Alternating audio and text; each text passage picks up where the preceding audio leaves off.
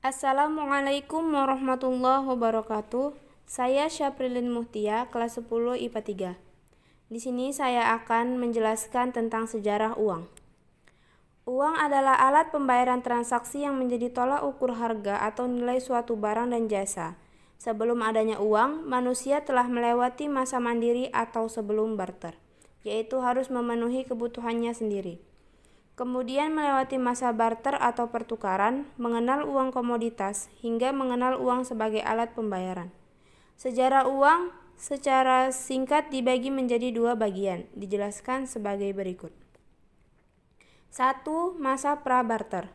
Masa sebelum barter adalah masa ketika manusia memenuhi kebutuhan dengan kemampuannya sendiri, secara individu yang bergantung dengan alam. Pada zaman ini, manusia belum menjadi makhluk sosial sehingga tidak membutuhkan orang lain untuk memenuhi kebutuhannya. 2. Masa barter. Setelah manusia menjadi makhluk sosial, maka setiap orang membutuhkan orang lain untuk memenuhi kebutuhannya.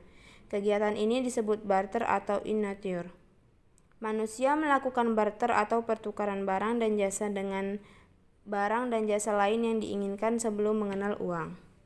Kegiatan barter sudah dimulai sejak puluhan ribu tahun lalu hingga masa awal manusia modern.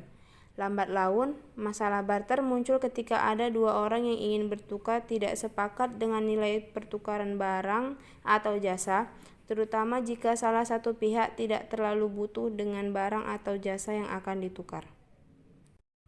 Secara umum, uang memiliki fungsi sebagai perantara untuk pertukaran barang dengan barang, juga untuk menghindarkan perdagangan dengan cara barter. Secara lebih rinci, fungsi uang dibedakan menjadi dua, yaitu A. Fungsi asli. Fungsi asli ada tiga, yaitu sebagai alat ukur, sebagai satuan hitung, sebagai penyimpan nilai. B. Fungsi turunan. Fungsi turunan itu antara lain, uang sebagai alat pembayaran yang sah, uang sebagai alat pembayaran utang, uang sebagai alat pemindah kekayaan, uang sebagai alat pendorong kegiatan ekonomi. Syarat-syarat. Suatu benda dapat dijadikan sebagai uang jika benda tersebut telah memenuhi syarat-syarat tertentu. 1. Benda itu harus diterima secara umum. 2. Bahan yang dijadikan uang juga harus tahan lama. 3. Kualitasnya cenderung sama. 4. Jumlah dapat memenuhi kebutuhan masyarakat serta tidak dipalsukan. 5. Uang juga harus mudah dibawa, portable, dan mudah dibagi tanpa mengurangi nilai.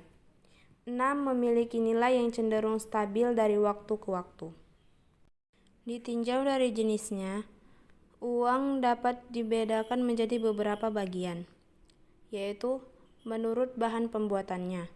Uang menurut bahan pembuatannya terbagi menjadi dua, yaitu 1. Uang logam. Uang logam adalah yang terbuat dari logam, biasanya dari emas atau perak karena kedua logam itu memiliki nilai yang cenderung tinggi dan stabil. Bentuknya mudah dikenali, sifatnya yang tidak mudah hancur, tahan lama, dan dapat dibagi menjadi satuan yang lebih kecil tanpa mengurangi nilai. 2. Uang kertas. Sementara itu, yang dimaksud dengan uang kertas adalah uang yang terbuat dari kertas dengan gambar dan cap tertentu dan merupakan alat pembayaran yang sah.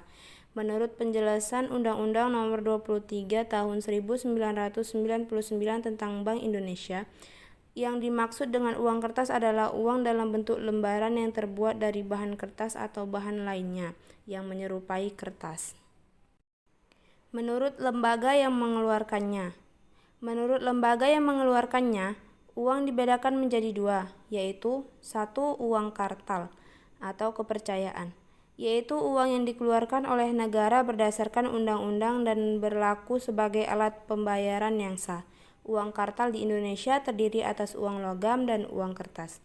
2. Uang giral atau simpanan di bank, yaitu dana yang disimpan pada koran di bank-bank umum yang sewaktu-waktu dapat digunakan untuk melakukan pembayaran dengan perantara cek biliet, giro, atau perintah pembayaran.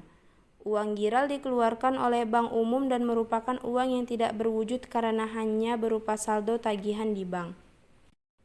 Menurut nilainya, uang dibedakan menjadi beberapa bagian, yaitu 1. Uang penuh atau full bodied money.